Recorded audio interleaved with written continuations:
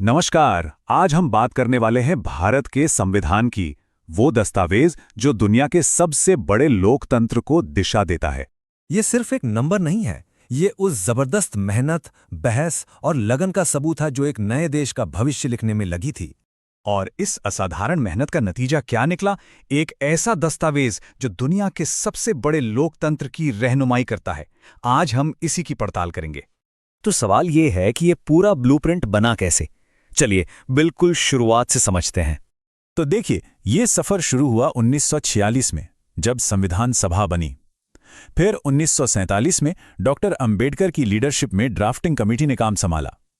सालों की मेहनत के बाद नवंबर 1949 में संविधान को अपनाया गया और आखिर में जनवरी 1950 में ये लागू हो गया। और इस पूरी प्रक्रिया का जो स्केल था ना, वो वाकई कमाल का था। जरा सोचकर देखिए, 284 सदस्यों ने साइन किया, दुनिया के करीब 60 देशों के संविधानों को पढ़ा गया और 2473 संशोधनों पर बहस हुई। मतलब ये कोई छोटा मोटा काम नहीं था। इतनी मेहनत के बाद जो दस्तावेज सामने आया वो इतना गहरा था कि उसकी प्रस्तावना को ही ले लीजिए। राजनीति विज्ञानी अर्नेस्ट बार्कर ने तो इसे पूरे संविधान का कीनोट या मूल मंत्र कह दिया था।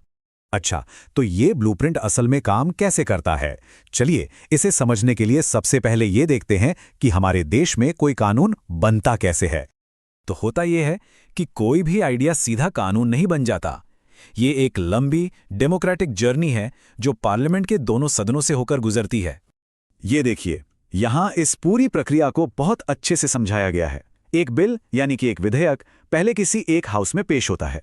वहां उस पर 3 बार रीडिंग होती है, कमेटी उसे जांचती है, हर क्लॉज पर बहस होती है और फिर होती है वोटिंग। इसके बाद वो दूसरे हाउस में जाता है। तो अगर इसे आसान भाषा में समझें तो कुछ मेन स्टेप्स हैं। बिल को पेश करना, उस पर बहस और जांच करना, फिर वोटिंग, फिर दूसरे सदन में वही प्रक्रिया और सबसे आखिर में राष्ट्रपति की सहमति। और हाँ, ये जो आखिरी स्टेप है ना, ये सबसे ज्यादा जरूरी है। जब तक राष्ट्रपति के हस्ताक्षर ना हो कोई भी बिल कानून बन ही नहीं सकता। यही तो हमारे सिस्टम का चेक्स एंड बैलेंसेस है, यानी नियंत्रण और संतुलन।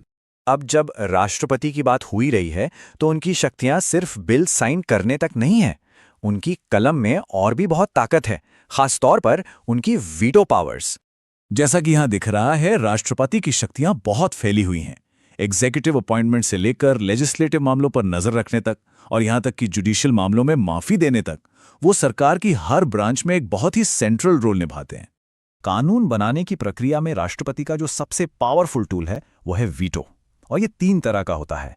एक है एब्सोल्यूट वीटो, जिससे बिल पूरी तरह से खत्म हो जाता है।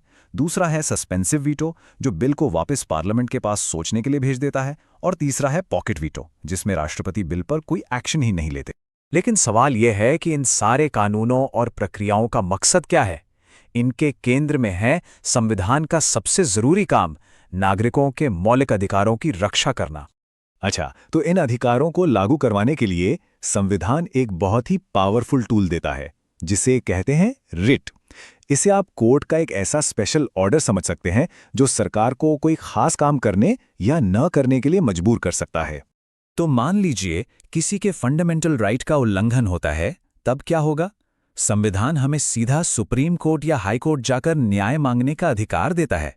आर्टिकल 32 और 226 के तहत कोर्ट्स 5 तरह की रिट्स जारी कर सकती हैं, जैसे हेबियस कॉर्पस या बंदी प्रत्यक्षीकरण।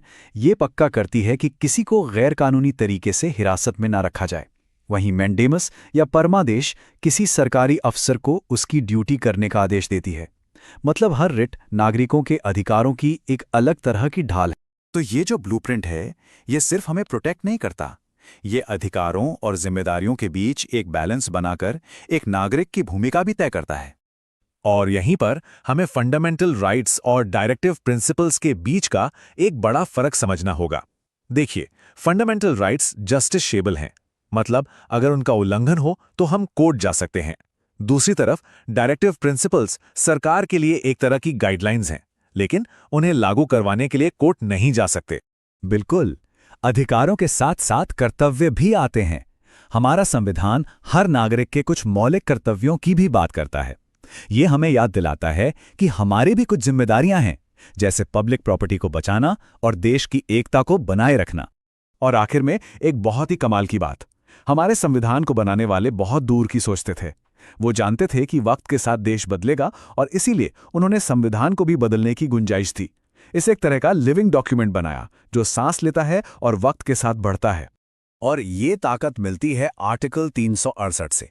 यही वो आर्टिकल है जो पार्लियामेंट को संविधान में बदलाव करने यानी संशोधन करने की शक्ति देता है।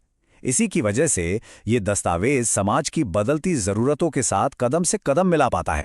और यही खासियत हमें एक आखिरी और बहुत अहम सवाल पर लाकर छोड़ देती है। जैसे जैसे भारत लगातार बदल रहा है, हमारा ये फाउंडेशनल ब्लूप्रिंट भविष्य के लिए खुद को कैसे तैयार करेगा, ये सवाल ही इस जीवंत दस्तावेज की असली ताकत को दिखाता है। देखने के लिए धन्यवाद।